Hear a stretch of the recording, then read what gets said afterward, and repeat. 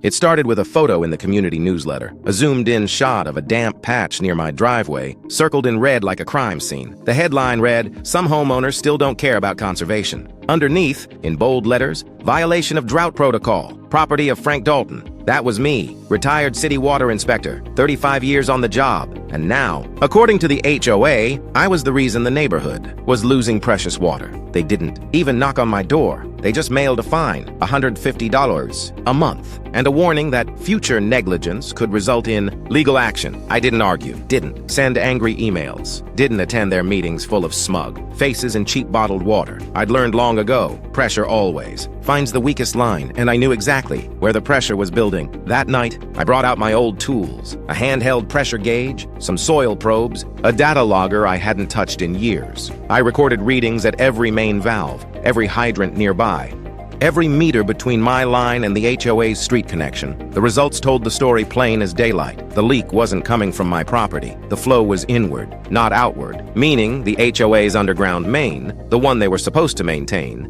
had cracked right under the curb. Their water, their mess, their shame. I kept recording for 3 days straight. Temperature, water pressure, soil saturation, time-stamped, verified, logged. Then I printed a full 42-page report. Photos, graphs, even soil analysis from the city lab, and I didn't send it to the HOA. I sent it to the county environmental department. 2 weeks later, I woke up to the sound of machinery, city trucks, backhoes, water department vans. They tore up the HOA's street like a surgeon cutting into rot. Within minutes, the truth gushed out. A broken 6-inch main, leaking thousands of gallons per day. For months, the same board that fined me for a wasteful leak had been flooding the ground beneath our neighborhood the whole time. By noon, the county inspectors were taking photos, not of my driveway, but of the HOA office. Turns out, by blaming individual homeowners for shared losses, the HOA had falsified reports. That's a big deal when county resources are involved. 2 days later, I got a call. The county fined the HOA $18,000 for negligence and another $250 per day until full repair and compliance were verified. On top of that,